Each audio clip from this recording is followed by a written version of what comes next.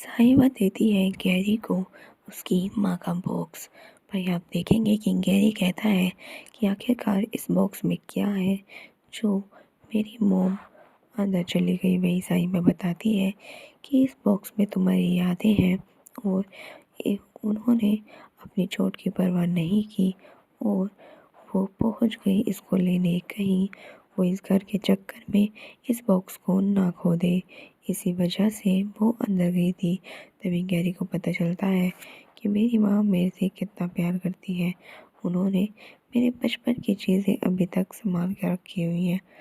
वही आप देखेंगे कि गैरी बहुत ज़्यादा इमोशनल हो जाता है और साहिबा उसको समझाती है तो उसकी थोड़ी सी माइंड में तो आ जाती है, लेकिन वो एक्सेप्ट नहीं कर पाता कि वो किसके साथ रहे। उधर आप देखेंगे कि गैरी चला जाता है यश के पास और यशराज जो कहता है कि तुम मेरी नज़रों से दूर हो जाओ, मैं तुम्हारी शक्ल भी नहीं देखना चाहता। और गैरी बहुत ज़्यादा गुस्सा करता है उस पर।